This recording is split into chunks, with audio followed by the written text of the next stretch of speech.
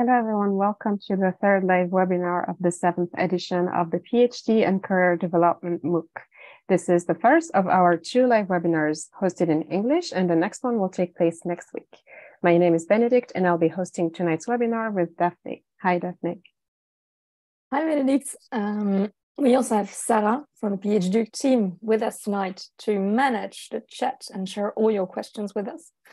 We are very pleased to welcome Sarah Blackford, who is a career strategist for PhDs with over 25 years of experience.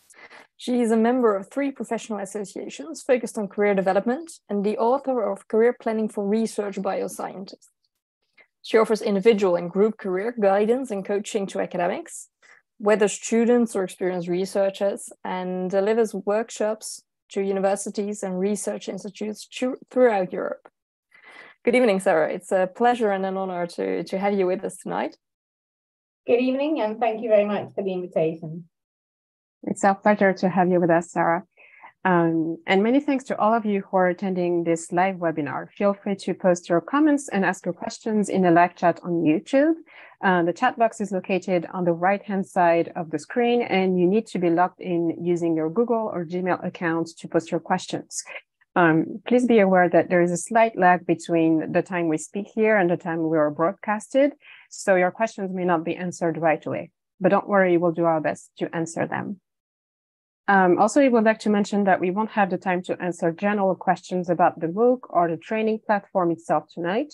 If you have any questions on these 2 topics, please check out the Help tab on the MOOC platform, as well as the Q&A and discussion thread on the training platform, where you can ask your questions and help each other. So, coming back to the MOOC, in the first 2 units, you spent some time understanding the job market and looking at your skills. The next step is to work on your career plan, using the advice given by Sarah tonight and with the help of the 3rd unit of the MOOC, which opens tomorrow morning. We would like to start this webinar by sharing the results of our Unit 2 survey. According to the poll, about 80% of you were able to name 3 skills acquired since the beginning of your PhD. Approximately half of those people also knew how to provide proof of these skills. You've already exchanged a lot about this in the MOOC forum, and that's amazing. I agree, Daphne. Thank you for sharing this. It does sound amazing. And we hope that you all found the first 2 units of the MOOC helpful and useful. So now let's get back to tonight's topic. We will focus on the creation of a career development plan, which is also called the individual development plan sometimes. And this will be the topic of Unit 3 of the MOOC. So tonight's webinar is a way to introduce the topic. And the most challenging part when it comes to crafting such plans is knowing where to start. So Sarah, could you please tell us how we can get started when it comes to creating those plans? Absolutely. Thanks, Benedict. Thanks, Daphne and Sarah. I'll just share my screen now. You can see my opening slide here. We're talking about career development planning. So we're right at the very start of the MOOC now, the early stages. So let me just quickly show you this slide. It's my background, but actually what I've done is I've overlaid it. So this is my LinkedIn profile. I've overlaid it with the jobs that I've had throughout my career. And you can see I started off as a researcher. Then I went on to be an assistant editor. And then mysteriously, I became a university careers advisor. And from there, I went into a learning society and was running the education, careers and policy. And then finally, I've become a freelancer. So what I'm trying to express there is that, I didn't know when I was a researcher that I would be where I am now. So whatever you're deciding, don't think this is it. And whatever you decide, that's the be all, the end all. And if you make a mistake, there's a problem. I've made a few mistakes along the way. It's what we call the squiggly career. So career planning, what is it and how are you going to do it? And there are lots of books out there that can help you. Lots of basic reflective types of books like What Color is Your Parachute? The Art of Building Windmills. But also look at this one, The Unplanned Career. My book, Career Planning for Research Bioscientists, and then this one, The Squiggly Career, which is very much more how a career is nowadays as opposed to this sort of ladder idea. And of course, there are courses. And obviously, I'm flagging up this excellent course, the PhDOOC, which is run every year for you guys and free as well, which is fantastic. So let me just introduce you to career planning, because it isn't always what you think it is. It is actually a bit of a contradiction in terms, because it can be overlaid by two major career theories, and these have been around for a while and they've stood the test of time. There's one which is very much a planning model, which is called the DOCS model. And then there's this other one that came along about 20 years later called harnessing chance, planned happenstance. And if you make these into a nice model, you can see the DOCS model stands for decisions, opportunities, transition, and self. And this is like a content model because it kind of sets out the 4 key areas that you need to think about when you're planning your career. So a lot of people will kind of say, oh, I must write my CV, I must look for jobs. The one thing they tend to leave out most of all is thinking about themselves and actually really digging down, because I think, especially when you're doing a PhD, when you're in research, you tend to really think about the research, not the researcher. Even if you're having an appraisal, you end up talking about the research. So tonight we're going to talk a little bit about the self. And just overlaid on top of this is what I was talking about, the planned happenstance, the contradiction in terms. Because if I just overlay this with the sort of, you know, the happenstance of life, things that you can't have any control over, but you can harness these happenstance moments. You can create them by being curious, by joining courses like this, by going to conferences, by meeting people, by putting your head above the crowd and letting people see who you are. And stepping out of your comfort zone. You know, it's very easy to get into a routine. And sometimes, you know, when things feel a little bit difficult, you tend to resist them. But this is where you're learning. So you as professional learners, professional knowledge creators, are in a great advantage because, you know, this is what you're very good at. And being flexible, of course, is always going to be a valuable asset to have. And also taking control of your own career, take control of your destiny. Don't sit in the back seat of the car and be driven around by other people. You want to be the person in control. So it's very easy, again, to sort of look to your supervisor and look to other people. But you need to think, why am I doing this? You know, what am I going to get out of this? And how is it going to help me? How am I going to move forward in my career from one year to the next? And staying positive is a really important part of that whole process as well. So this looks a bit messy, but what we'll do is we'll just focus on that model with the yellow squares and just look at each of those different aspects during this very short webinar that we're doing today. So first of all, I have a question for you. How prepared are you? How well are you doing with your career planning? So let's ask you some questions to find this out. So this is a way of you assessing yourself. And these are 6 very, very straightforward questions. And just look down the list and just decide whether you would mark yourself with a red hexagon, which means that you are primarily unprepared. Would you give yourself an orange hexagon, which is sort of semi-prepared?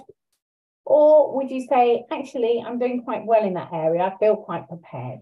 So, for example, you know, do you know what kind of jobs, what kind of career direction you want to go in from where you are now? Have you thought it through? How well do you know yourself? And that's something we're going to look at in more detail tonight. What are your career motivations? What are your skills, your capabilities? A lot of researchers tend to take what they do for granted. They don't feel that they're special because everybody does it. But of course, outside of the university, people are very impressed by the way in which you learn and develop these amazing skills during your PhD. How do you feel you're prepared in terms of your CV? Is it targeted? Have you acquired the right skills and the things that you would need to move on to the next stage of your career? How well do you know the job market? You might know all about postdoctoral positions. You might be well informed about academia, but what other opportunities are out there? Are you limiting yourself by only looking at a very small number of opportunities? And networking is very important for all types of different parts of your life, including your career. And it's always a useful thing to start thinking about how you're going to build those relationships and get advice, mentoring, and support from other people. And then finally, how much time are you actually spending on your career? So obviously you're on this course, and that's fantastic. So I think you're probably doing better than a lot of other people. So just give yourself a red, an orange, or a green score for each of those questions. Very, very straightforward, nothing too complicated. So hopefully you've had time to make a note of that now. Okay, so have you scored yourself mainly red, mainly orange, or mainly green, or maybe a bit of a mixture of all of those? So what I'd like you to do is add up and decide, are you mainly red, mainly orange, or green? And then you'll see that this quite brightly colored matrix will show you how you can map yourself now in terms of your preparedness. So, you know, you're a group of people, you've all got different backgrounds, you've all got different ideas about your careers. How certain are you about your career goal, and what action have you taken? So you may be in this red box here where you're not certain about what you want to do and you haven't really done anything about it. And that's quite common because obviously while you're doing your PhD, you know, you're very busy people and maybe you haven't had a chance to do anything yet. Or maybe you know what you want to do, but you haven't done anything about it yet, which means that you're probably in this box here. You're limiting yourself. Or you have been doing some career planning, but not really directed, not very clear in the direction that you want to go in because you're not really sure what job you want to do. And then finally, maybe you are in this area, you're aiming for the sort of pinnacle over here, and maybe you've been doing some work towards your career and you know what you want to do as well. Well, this is the box we're kind of aiming to get into at the end of the PhDOOC, that you will have done a lot of this work, and this is where you'd like to end up eventually, so that you feel that you have a good targeted CV towards a job, you know why you want that job, you know what's entailed with it, you've researched the job market, you're well networked, and that's where you're really aiming to be, or maybe you're already sort of halfway there. So just look at that matrix and imagine where you would position yourself at this moment in time in terms of your career planning. Okay, and I think we've got time if anyone's got any questions at this moment in time. Yes, thank you, Sarah. Okay. Let's see if there are some questions in the chat now that we know if we're well prepared or not at this point. Let's have a look. Okay, so I have the impression that there are not so many results for now. Some people are sharing their results on whether they're mainly orange, mainly red, which is great because not only this will reassure us a bit about our own preparedness, probably. Yeah. But it's great to find other people and exchange with other people as well on how prepared we are. So if there are no other questions, we will move on to the next part. Can you tell us some more about where to start when it comes to crafting our individual development plan? How do we do this? I suspect it's got something to do with self-assessment. Yes, absolutely. And please, you know, if you put yourself in the red box, don't feel in any way ashamed about that. That's exactly where I would have put myself when I was at your career stage. So I think, you know, it's good to be honest with yourself and just to see what action you need to take, because you have got limited time and you want to take some nice targeted action. So let's focus in on this number 2 question. How well do you know yourself in terms of your career motivations, your interests, your skills, your capabilities, your values? So let's look at this. This is the self part of this career planning process. So if I break that down into those different parts of the self, and obviously this is only one small part of it, you know, there's plenty of other aspects to self, but these are the key ones. And I think interests are the ones that people kind of sort of gravitate towards the most. You know, so if you're doing a PhD and people say, oh, tell me about yourself, you'd probably say, well, you know, I'm doing a PhD in stem cell research or whatever it is, and you'll talk about your interests. And maybe you'll talk about, you know, other interests that you like outside of your research and around your research. So these things tend to be more on the surface. And then you've got your skills that you're developing as part of your PhD and other areas of your life and your research associated activities. And so in order to achieve your goals, your research project, you're having to learn these skills. And some of them you'll enjoy doing, and some of them will be a matter of having to do it in order to, you know, realize your goals. Your values sit a bit further underneath. So they're more like your drivers, your anchors, things that really matter to you. And they change over time. So, you know, you might be interested at the moment about your creativity and using your ideas.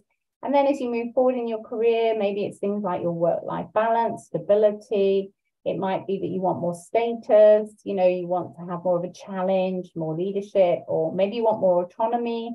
And then finally, your personality, which, you know, really is embedded in you, and it really sort of tends to influence the way in which you do your work. So you will do your PhD or manage your PhD or have different ways of creating ideas, of creating your data and analyzing, and you'll do things in very different ways to other people around you.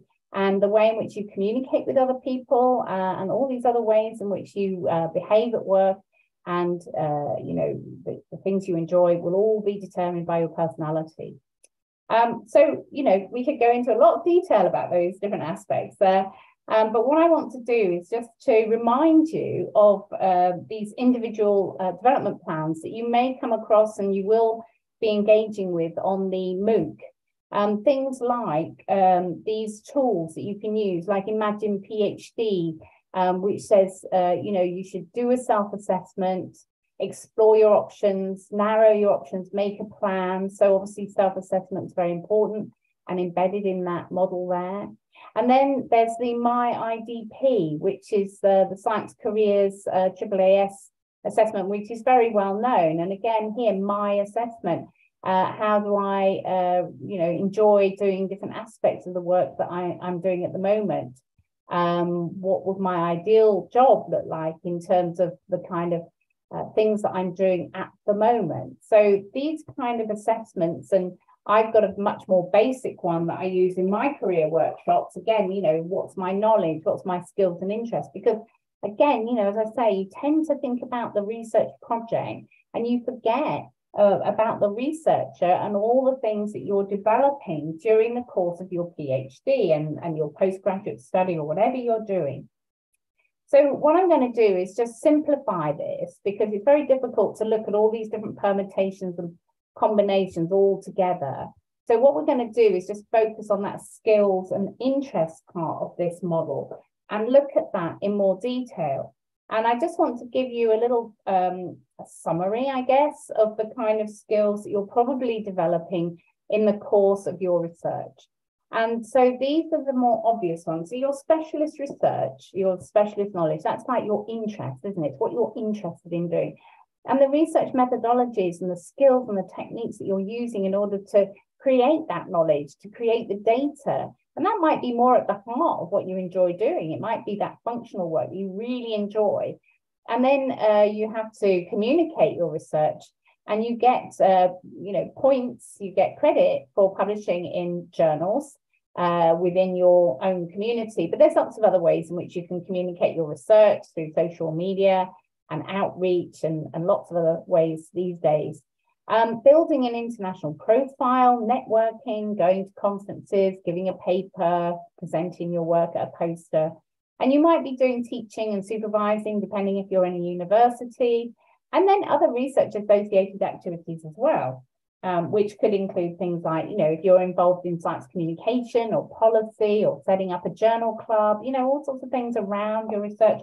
And they tend to be things that you're really interested in because you're motivated to do it, even though you're not getting paid for it, even though, you know, it's not at the core of your actual PhD and your postgraduate study. And then, of course, there's all these other skills, which we might call transferable skills or soft skills. But these are the ones that really are at the heart of, you know, what employers like about employing people like yourselves. And this can really determine the kind of career that you might want to go into. If you're somebody who really likes managing and you love that side of it and you're a very organized person and you get involved in committees, or you may be someone who loves the writing, you know, you prefer it to being actually at the bench, you love to interact with other people, maybe you love interpreting your data and, you know, solving problems and experimenting and, you know, really interpreting and critically analyzing your research. Or maybe you're a bit more entrepreneurial and you like that side of things, the tech transfer and how we're going to make this into a product and so on. And the fact that you're not allowed to delegate particularly means that you've got to be very self-reliant. And most people that I talk to, you know, they've learned really complex technical programming and techniques and so on, either by going on an online course or just teaching it to themselves, which, you know, in itself is something that people take for granted. But I can tell you that outside of academia, people are very impressed with that kind of ability to do that. So let's have a look at how you can categorize these skills. This actually comes from another career theory, which I won't go into detail about. But if we look at those skills again, let's try and break them down into these categories. So first of all, you've got those functional skills, which is the qualitative, the quantitative methodologies, the tools, the things, the hands-on stuff that you're using to generate the data. And that comes from your investigative skills, you know, these ones where you're curious, where you're reading around the subject, you're getting ideas, you're talking to people, you're going to conferences, you know, you're taking an idea and then you're thinking, oh, you know, we could put that in our research and we could find a new direction. And these might be discussions you have with your supervisor. And then, of course, there's the outreach, the way in which you communicate your research or you present it in more creative ways. So through writing or through visualization. Then there's the social side where you're teaching, you're advising, you're interacting with other people, you're helping, counseling, all sorts of things that you might be doing. Then enterprising, as I said before, which is more like commercialization. You've got to persuade people, you write a grant, you have to write a business plan. You know, your supervisor's doing this all the time, taking a bit of a risk, coming out of your comfort zone. And then finally, management. So this is the thing we all have to do, but some people love it. You know, you have to administrate, you have to organize your time, but, you know, other people are very keen to get involved in those things. And so, you know, these are the kind of key skills that you're using, key skills and interests that you're using in your day-to-day, when you come into the university, when you're on your computer, when you're at the bench, whatever you're doing. These are the things that you could probably give examples of using all of these. Probably you're mainly involved in the functional investigative work. Some of you like the outreach and will be doing some of that. Some of you love to interact and help students. Some of you are doing administration to one degree or another. Enterprising tends to be less so, but you may have the urge. You may be an entrepreneurial person who wants to do more in that area. So what I ask you now is, what do you enjoy doing? What are your top 3 categories, okay? Because when we look at these different categories, the idea is that when you move on in your career, you do more of what you're enjoying. So think about why you did a PhD. Was it because you are an investigative person? You love to find out new things. You love the subject. You want to know more about it. So you've continued to do that. And in order to create the data, you're having to do this functional work. You may or may not like doing it. I know when I was a researcher, this would have been my least favorite thing to do. What I liked doing was the creating, you know, stories for the media and writing, and that was the bit I liked. So I was still investigative and I still enjoyed that. And I also like to interact and do social things. So I think these would have been my top 3. But for you, it could be functional investigative management, it could be enterprising, artistic investigative. It starts to give you clues, starts to get you thinking, you know, out of all the things I do, you know, what categories would I want to keep when I go to my next position, whether that's a postdoc, a research associate, or whether it's being a science writer, whether it's being a finance manager, whether it's going into commercial business, whether it's going into teaching, whatever it is, these things will start to give you clues. And the more you can understand yourself in those terms, I think that helps you when you start looking at job descriptions as well. You start looking for clues as to why that job appeals to you. And you can even use it in a search engine. You know, instead of putting in a job title, you can start putting in skills and things that you like doing. It could be something like liaison. You know, I want to be able to be a connector of people, you know, and then you can start looking around for jobs that have that in their job description. And it tends to sort of open up your horizons a little bit more. Okay, so what implications does this have in terms of your career planning? Well, I want to show you again another model. This isn't one of mine. This is something called Ichigai, which maybe you've heard of. It's a Japanese concept whereby if you take what you love doing and what you're good at, what you're going to get paid for and what the world needs. In other words, you know, there are jobs available and people will pay you to do this. You are in this state of Ichigai. So of course, you know, we've looked at what you enjoy doing, and of course, you know, you want to be good at it. You might have to work at it. You might have to get more courses to learn about it. You may be doing it on a voluntary basis at the moment. So for example, you might be doing teaching and supervising, but you know, maybe you want to turn that into something you're going to get paid for in the future. And, you know, something that is sustainable, something that is, you know, going to be there in the future, at least in the near future. So if you think about, you know, perhaps when you're a student or now, you know, you need a bit of money, you've got to sustain yourself. The world needs it. You're going to be paid for it. You don't particularly like it. You're not maybe that great at it, but it brings in the money and that's good enough. But, you know, when you think about your career, you really want to bring all these things together. And so, you know, we're looking at what you love doing. And you might be good at something, you might be very good at statistics, but you don't love doing it. So it's not something you want to have at the heart of your career.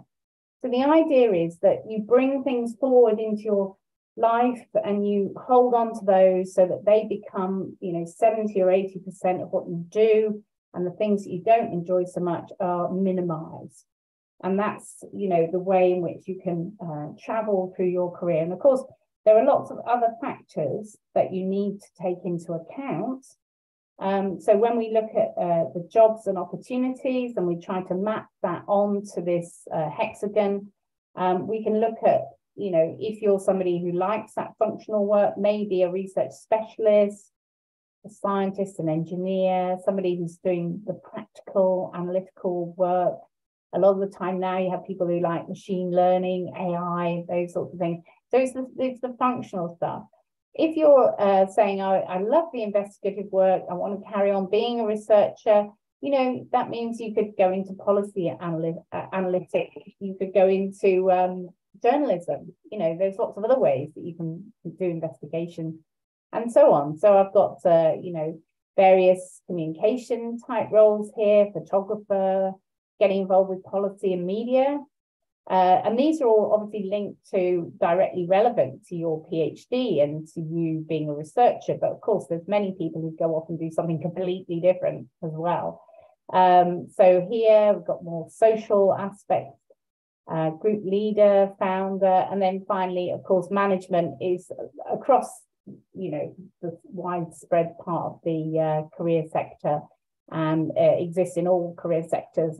If you look in your own university, you may find people who've done a PhD and are working in your department in other administrative type roles.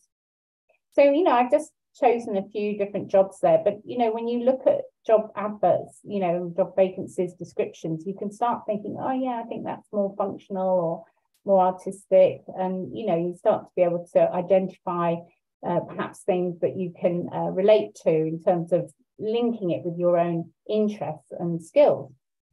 And just as and I know it's a bit busy, this model is adapted from Putnam and Marm, but what I wanted to show you is in all of these influences that there are, you know, all these things that will influence your career, will influence what you decide to do, your peers, the workplace, your family, things we have no control over, the employment market, the pandemic, the politics, these things are happening in the past, the present, and the future. I've just put in green what I've been looking at tonight, okay? So all we've been looking at is things like abilities, skills, aptitudes, and interests. So just remember, you know, that's been distilled down into this very sort of polarized part of the career influencers. So that's my kind of little health warning there. So let's just take some more questions if we have any. I'm galloping through this because I know we have a limited amount of time, and of course we are recording this, so you've got plenty of time to revisit it afterwards. Yeah, thank you so much, Sarah. I think you gave us a lot to think about, and people have been sharing their top 3 skill areas. Fantastic. So I think most of them have the functional and investigative, you know, boxes. They tend to come quite often, and then we have people who tend to be more artistic or more administrative. So very interesting profiles overall, but the functional investigative ones are here quite often.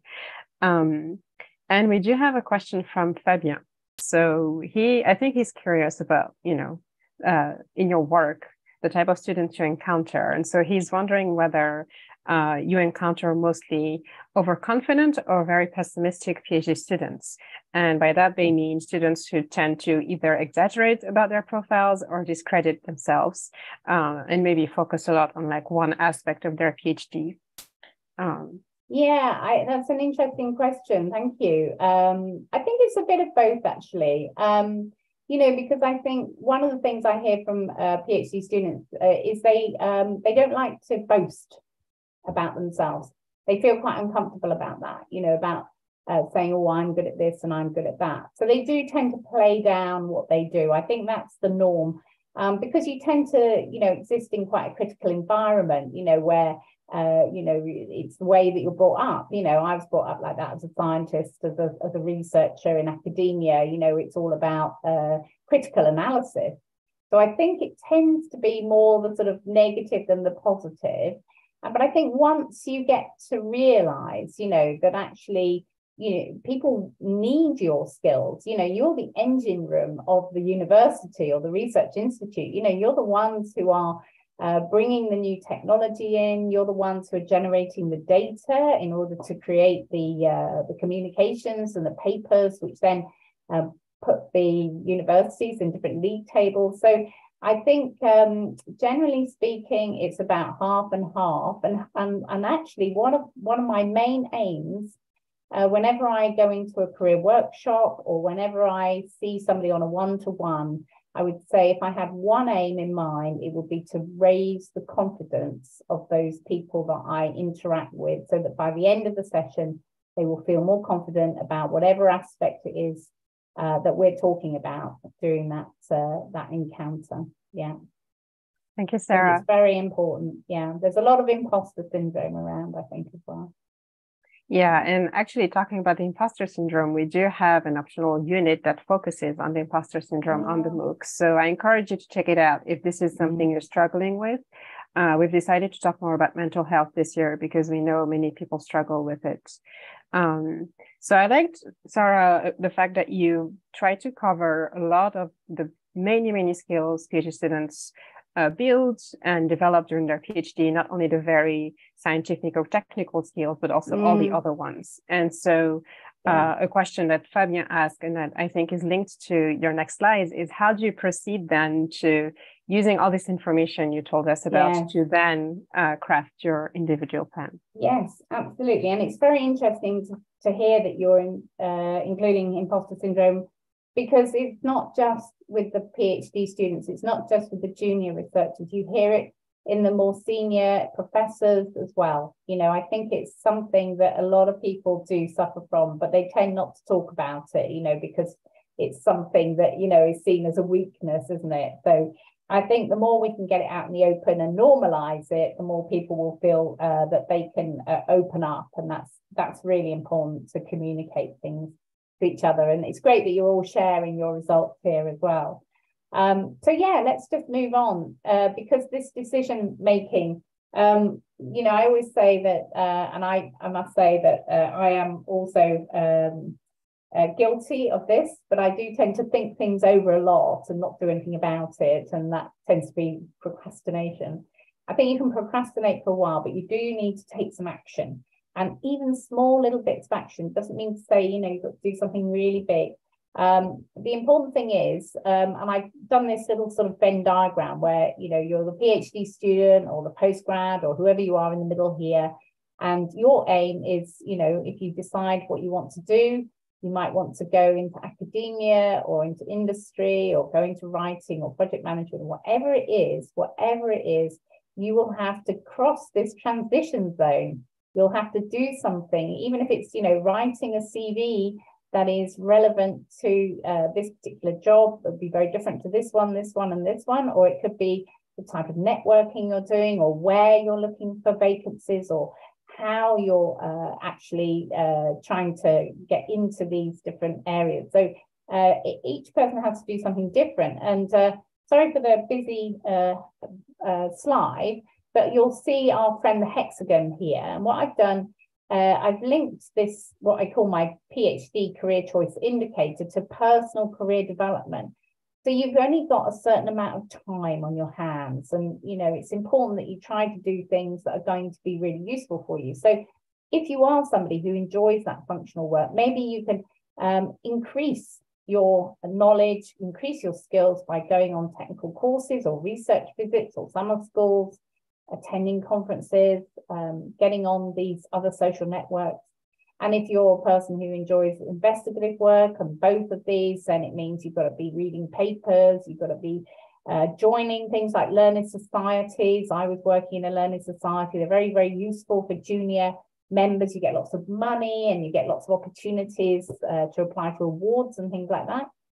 Artistic, of course, there's plenty of opportunity to do things like communication. There's loads of initiatives nowadays. And, you know, you can do all sorts of things on the internet and blogging and set up your own podcast and so on. Getting teaching experience, if that's something you want to do, or getting into networks, you know, proposal writing, leadership for enterprising, people who are interested in that, maybe getting an internship with a company. You know, it doesn't have to be something really involved, but just making those connections and finding out what people are doing can be really useful. And of course, you know, any management, if you're interested in management, there's loads of ways in which you can get involved in initiatives or setting them up yourself. And of course, at the heart of all this is what we're doing tonight. Is if you think about that DOTS model that I showed you, the career planning process, all these aspects are things that everybody needs to be doing, you know, as a general rule, being self-aware and knowing the job market, you know, in the same way that you need to know about your research landscape, you need to read around papers and go and see what other people are doing. You need to know about all the different jobs out there. That's how I became a careers advisor. I actually saw a job advert in the New Scientist. They were looking for people with a science background to get into careers. And when I looked at the job advert, I thought, wow, that looks really interesting. I thought careers advisors were really boring people. And I was amazed. So I was very ignorant. And you can be very ignorant. You can be very, you know, you can make assumptions about what's involved in a job, or an assumption about what it's like to work in industry. So don't fall into that trap. You know, really go in with an open mind and use your investigative skills as part of your career planning as well. Okay, so I think that's it. We're on 7:40, so great time management, I have to say. So I'll take any more comments and questions, and also wish you success. I won't wish you luck, because you'll make your own luck by being on this course. So thanks everybody. Thanks very much for your attention this evening. Thank you. We will see if there are some questions in the chat. I don't think we have any for now, but I do have one. So could you just tell us, out of curiosity, what's one of the most important aspects of a career plan that people tend to overlook? I'm afraid it is self-assessment. That is the one. that people tend not to think about.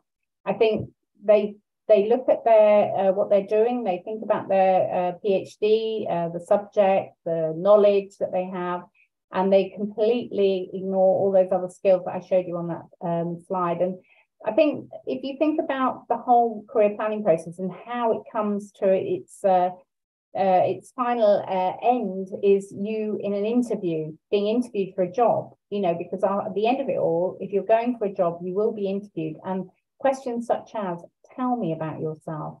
Why do you want this job? You know, what can you bring to this job? What skills do you have? What examples can you give? So it all goes back and is underpinned ultimately by that. And of course, you need to link yourself into the job market. Why are you interested in this job? You know, why this company? And it all comes back to you. So the researcher, not the research, the researcher is the most important aspect. Yeah. Thank you.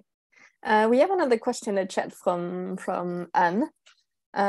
She would like to know what you think about the job market in France compared to in other, for example, English-speaking countries for PhDs.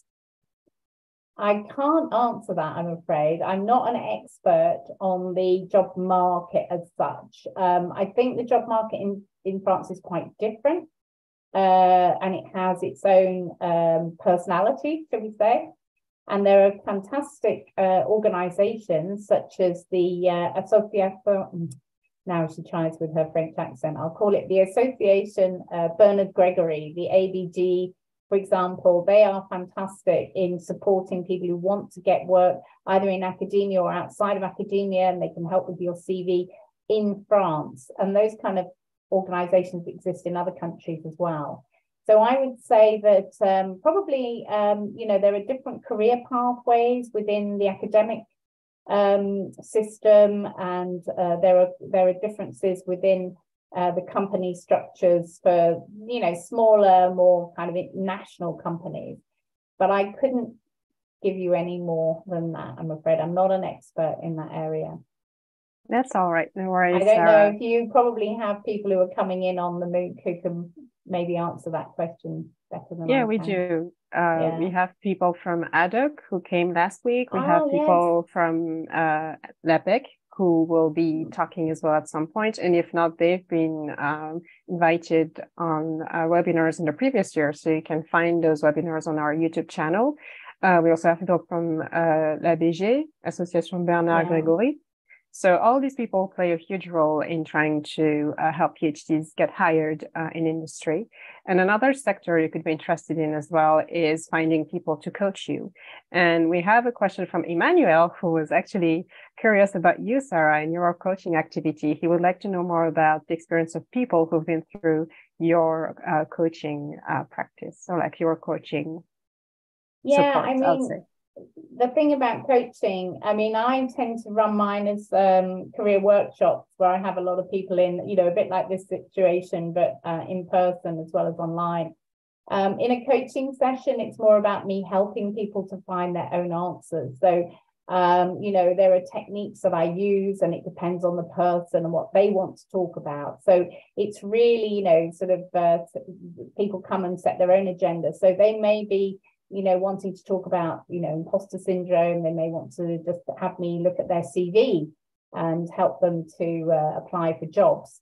So, you know, I hope, as I say, for a positive outcome, and I have had some very good successes, I have to say. I think if you can get a mentor or get some help with a coach, it can be a very, very empowering experience, because you know, these courses are fantastic, but as I say, you know, it's great to share your experiences, but in the end, it all comes down to you. And if you can get that little bit of help as well on an individual basis, it might be just the extra, you know, lift you need to get where you want to be next. Now, I have my own mentors. All right. Then I think we will stop here for tonight. Thank you, everyone. Thank you very much, Sarah, for answering all of our questions and sharing your expertise with us. Thank you. Thank you. Thank you as well to Sarah from PhDOOC for managing the chat and forwarding all of the questions. Thank you, Benedict, for hosting this webinar, and many thanks to all of the participants who were here tonight. Thank you, Daphne. Thank you again, Sarah. And as Daphne said, thank you everyone for being here and for participating in the chat. We were glad to see, that you were following and also trying to answer Sarah's questions. And we hope this is going to be helpful for you as you discover Unit 3. Next week on Tuesday, February 7th, we'll host another live webinar in English with a recruiter called Sam Barrett, and he will talk to us about tips to ace a job interview in the private sector. So we hope this will be helpful for you. In the meantime, we'll stay in touch in the forum discussions and in the collaborative documents on the MOOC platform. Unit 3 will open tomorrow. And with this unit and the tips that Sarah gave you tonight, hopefully you'll be fully equipped to start crafting your individual development plan or career plan. Thank you, and take